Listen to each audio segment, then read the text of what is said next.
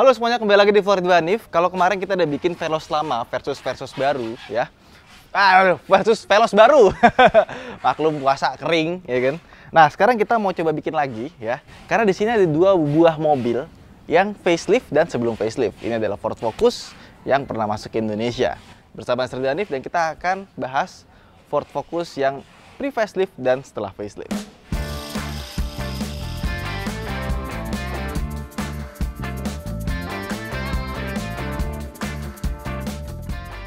Jadi kalau kita lihat pasar mobil second ya, mobil ini punya harga sekitar 150 jutaan. Yang ini 300 sampai 400 jutaan. Bedanya banyak dan bisa dapat dua loh. Ya kan? Jauh banget. Kenapa sih mobil ini bisa lebih mahal? Padahal mobil ini cuma berbeda 2 tahun. Terpautnya nggak banyak. Ini 2013, ini 2015 ya. Nah, sekarang kita lihat dari depan dulu ya. Ford itu kalau facelift lumayan niat. Jadi kalau kita bandingin sama yang model sebelumnya sama model setelahnya, itu perbedaannya banyak sekali. Kayak misalkan, kap mesinnya beda. Ini fender sepertinya sama ya. Lampu depan beda, grillnya beda. Semuanya beda. Sampai dudukan-dudukan di bumpernya itu juga beda. Jadi kalau kalian mau facelift dari model lama ke model baru, itu agak susah karena partnya banyak yang diganti. Tapi siapa tuh tanya alternate part, mereka bisa sediain ya. Gue juga nggak tahu mereka jualan apa enggak tuh. Tapi model baru belum tentu lebih lengkap juga dibandingkan dengan model yang lama. Jadi untuk model yang baru, dia punya DRL di bagian sini, yang ini punya DRL di bagian atasnya lebih panjang.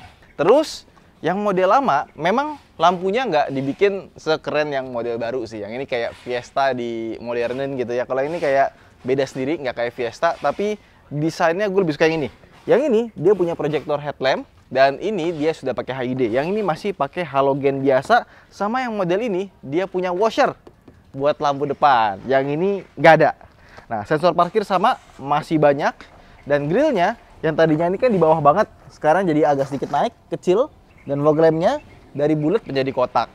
Nah, terus di bagian atas nih, ini kacanya dia punya sensor 3 biji kamera lengkap. Di sini juga sama, ada sensor 3 biji kamera lengkap. Karena emang mobil ini bisa ngerem sendiri. Kalau misalkan depan ada obstacle gitu ya, di bawah 30 km per jam, terus kita mau nabrak gitu, dia langsung ngerem otomatis. Baik yang model ini sama model ini. Ini dari 2011 loh, dia udah punya kayak gituan. Luar biasa kan? Nah, terus model velg ya. Nah, kalau model velg, dia sama-sama punya ukuran R17. Cuma desainnya gue lebih suka model yang lama sih. Ini kalau dibikin polish sedikit aja pasti lebih keren dibandingkan dengan yang ini. Dan Ford Focus yang lama, ini ukuran 21545, yang baru jadi 21550. Lebih gede 5 mili, lebih dikit. Oke, nah terus di atas atapnya yang lama dia punya sunroof, tapi yang baru sunroofnya justru hilang. Nah, ini plus minus. Tapi secara kelengkapan, meskipun yang ada sunroof, yang ini jauh lebih lengkap. Nah, ke belakang lagi masih sama. Nah, ke bagian sini nih. Nah, di bagian sini kita bisa lihat bahwa dia punya lampu yang lebih pipih. Kalau ini lampunya lebih lebar, panjang gitu kan. Nah, termasuk juga sebelah sini nih. Nah, sekarang tutup ininya, bensinnya, dia tuh jadi nggak pas tarikannya sama si bumper. Kalau itu kan pas tuh. Yang ini jadi nggak pas. Sisanya belakangnya bisa dibilang semua sama kecuali model bumper. Ini juga beda belakangnya. Tapi kelengkapan lainnya semuanya sama, termasuk sama spoilernya ini masih sama. Nah, perbedaan paling banyak sebenarnya ada di balik kap mesinnya, karena antara yang lama sama yang baru itu punya mesin yang berbeda. Yang lama pakai mesin 2000 cc Duratec, yang ini pakai mesin 1500 cc EcoBoost, ya kan? Waduh, mesin EcoBoost tuh mesin favorit gua nih. Kenapa? Karena dia pakai turbo dan dia pakai downsizing. Jadi 1500 cc tapi turbo, tenaganya 180 horsepower dan torsinya sampai 240 Nm. Wih, gede kan torsinya. Nah, terus banyak yang bilang katanya, wah kalau pakai dual clutch gimana? Kan cepet rusak gitu ya. Apalagi dual clutchnya Ford, walaupun digaransi sih sampai 10 tahun kalau nggak salah ya. Nah, untuk yang versi turbo, dia udah nggak pakai dual clutch lagi. Dia pakai 6-speed torque converter biasa. Terus juga dia mesinnya pakai iron block. Kalau kita lihat di sini ya dari deket ya, mesinnya nggak seperti mobil Eropa atau Amerika lainnya yang rapi. Dia banyak kabel-kabel seperti ini. Tapi untungnya dia dikasih cover seperti ini, dan covernya ini ada fungsinya juga. Jadi kalau mobil lain tuh biasanya dikasih plastik doang biar kelihatan rapi. Ini termasuk ke peredam.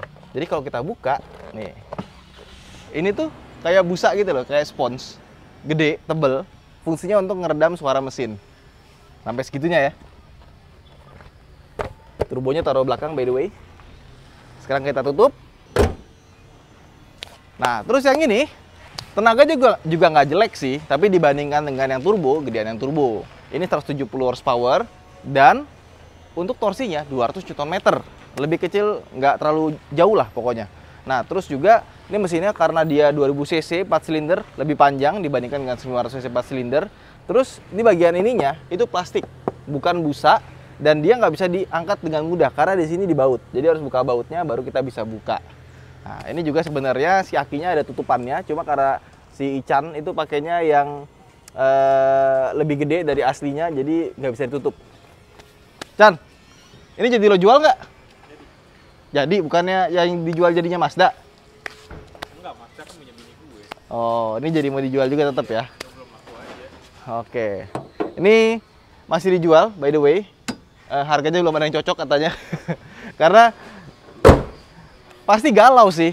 Abis naik Ford Focus, terus dijual, harganya cuma dapat 150 misalkan. Abis itu mau cari mobil apa lagi yang bisa seenak mobil ini? Pusing kan lu? Ya kan? Nah itu. Nah, sekarang ngomongin konsumsi bahan bakarnya. Ini lu pakai dapat berapa, Chan, biasanya? 1,5 ya? Sesuai sama yang di itunya tadi. MID-nya ya? ID-nya. Ini juga nggak jauh beda sih. Oh gitu. Ini sekitar 1,9,8 atau 110 kadang-kadang, tergantung cara berkendaranya. Tapi yang namanya downsizing, kalau kita nggak ngebut, harusnya ini lebih irit dibandingkan dengan model yang ini. Nah, terus beberapa spare part juga kurang lebih masih sama ya. Jadi kalau misalkan kalian mau cari bagian kaki-kaki atau semacamnya, itu masih sama kecuali mesin dan transmisinya. Dia pasti pakai dual clutch transmission. Bagus, tapi mungkin TCM-nya nggak seawet sama si ini. Oke, sekarang kita masuk ke dalam ya. Nah, masuk ke dalam interior Ford Focus yang pre-facelift ya. Ini kelihatan masih modern dan kayak masuk ke dalam sebuah kokpit pesawat. Tombolnya banyak, terus rem tangannya juga modelnya kayak gini. Yang sebelah sana rem tangannya udah nggak model kayak gini lagi, modelnya standar seperti biasa. Dan di sini ada 2 buah cup holder, dan untuk bagian armrestnya itu bentuknya seperti ini. Nah, transmisinya seperti ini dan dia nggak punya pedal shifter. Jadi kalau kita mau nyalain shiftroniknya itu ada di sini tombol plus minus. Nah, ada juga mode sportnya di sini, sama untuk parkir otomatisnya ada di pencetan di sini. Nah, searching for parking spot, tapi dia cuma bisa paralel, belum bisa pakai yang ini perpendicular atau yang masuk ke dalam. Nah, terus dia layarnya kecil, kurang lebih sama persis seperti layar di sini. Jadi tombol-tombolnya di sini buat ngaturnya. Dia belum pakai touchscreen dan layarnya juga kecil. Nah, terus dia AC-nya meskipun kita bisa aturnya cuma dari sini, tapi tetap ada juga tulisannya di sini. Jadi kalau kita ganti temperatur ya kanan kiri, nah ada kelihatan di sini juga temperaturnya berapa. Terus tombol-tombolnya juga banyak, sama yang paling berbeda adalah bagian sini. Jadi buat kunci, dia ada di tengah, bukan di samping. Sama-sama nggak ada indikatornya.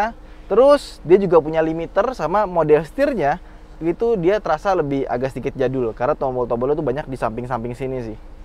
Sisanya sih sama aja. Nah, cuman kalau yang model baru, dia nggak bisa ngatur MID di sini dari setir yang sebelah kiri. Kalau ini bisa. Jadi kita bisa ngatur yang kiri untuk yang kiri, yang kanan untuk yang MID tengah. Kalau yang sebelah sana nggak bisa. Kursinya ini juga belum pakai kursi elektrik, masih kursi standar. Terus di sini ada tombol untuk buka sunroofnya, yang di sana nggak ada. Dan dia juga punya sama-sama lampu di bagian sini. Padahal kalau kita nyalain, klasternya warnanya biru. Oke, sekarang kita pindah ke sebelah yuk. Nah, sekarang kita udah starter mobilnya. Dan dalamnya lebih mewah, apalagi dia punya layar gede ya. Tombolnya lebih sedikit, tapi dia touchscreen. Nah, terus di bagian AC juga beda dan dia bisa ngatur dari sini.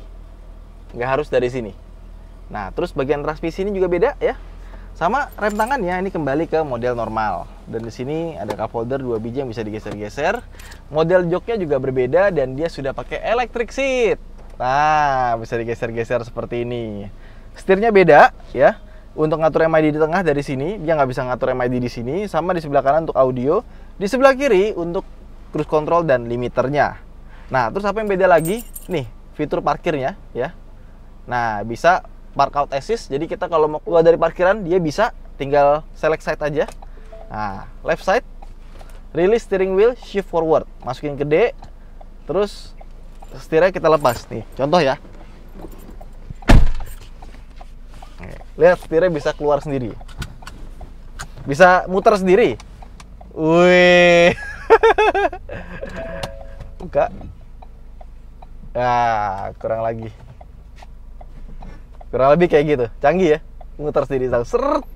Jadi bisa buat keluar juga. Nah, terus audionya juga sama-sama dari Sony. Sunroofnya hilang. Terus buat kuncinya yang tadinya di tengah sekarang pindah ke sebelah kanan sini. Nah, terus dia juga punya ini nih. Udah all auto power window, sama yang lama juga sama. Ada all auto power window-nya. Di sini nggak ada tombol buat sunroofnya. Spionnya sama. Terus airbag-nya juga sama. Dia ada 6. Ya wes, itu aja sih. Sekarang gimana soal rasa berkendaranya?